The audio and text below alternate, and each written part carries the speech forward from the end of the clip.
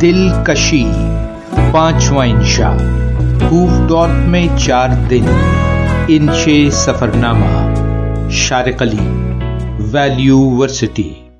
Plate form number 3 پر central Amsterdam جانے والی train چند منٹ کے انتظار کے بعد ہمارے سامنے تھی۔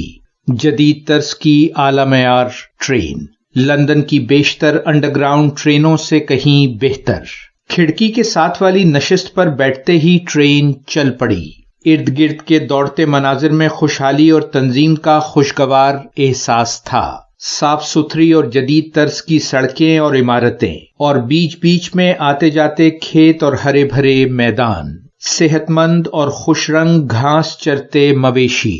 پھر ٹرین ایک میلوں لمبے سولر پینل گارڈن کے پاس سے گزری۔ نہ جانے کتنی الیکٹریسٹی جنریٹ ہوتی ہوگی یہاں سے، شاید پورے قصبے کے لیے کافی۔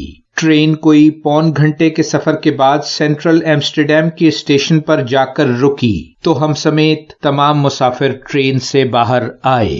زیادہ تر سیاح یورپی تھے یا چینی، جاپانی وغیرہ۔ ایشیائی لوگوں کی تعداد بہت کم تھی، بلکہ نہ ہونے کے برابر۔ ایمسٹرڈیم سینٹرل اسٹیشن ایک شاندار اور جدید ریلوے اسٹیشن ہے جہاں سے پورے نیدرلینڈ بلکہ یورپ کے لیے ٹرینیں دستیاب ہیں۔ 1881 میں 8 سال کے عرصے میں اس نیو رینیسانس طرز کی محل نما عمارت کی تعمیر مکمل ہوئی تھی۔ اس کے پلیٹ فارم ہال کی وسعت اور دبدبہ دیکھنے سے تعلق رکھتا ہے۔ اس کے مرکزی دروازے سے روزانہ گزرنے والوں کی تعداد 1.5 لاکھ سے زیادہ ہے۔ آئیے ہم پلیٹ فارم سے باہر نکلنے کے لیے سامنے کے مرکزی رخ کے بجائے مخالف سمت میں اس مقام سے باہر نکلتے ہیں جہاں آئی دریا کے سینٹرل ہاربر کے ساتھ ساتھ ایک شاندار سڑک بنی ہوئی ہے۔ یہاں کاروں سے زیادہ سائیکلوں کا رش ہوتا ہے۔ بلند و بالا کمان نما ستونوں اور شیشے کی چھتوں سے اس کشادہ میدان کو ایک طرح سے انڈور بنا دیا گیا ہے۔ سڑک کے رخ بنی جدید دکانوں اور ریستورانوں کا سلسلہ ہے اور دوسری جانب دریا کے کنارے کشتی نما کافی ہاؤسز اور فیری ٹرمینل۔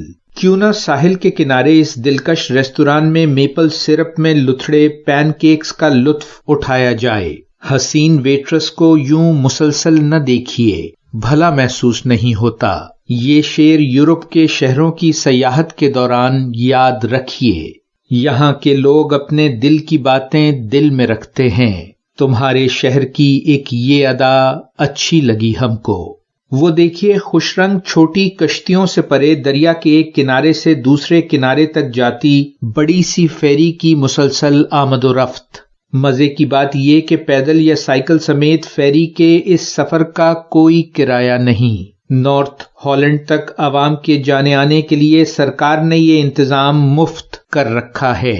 ہالینڈ ایک سوشل ویلفیئر اسٹیٹ ہے، یعنی مفت تعلیم، طبی سہولیات اور بے روزگاری الاؤنس وغیرہ بلا تفریق سب کو حاصل ہے، اور حکومت کی ذمہ داری۔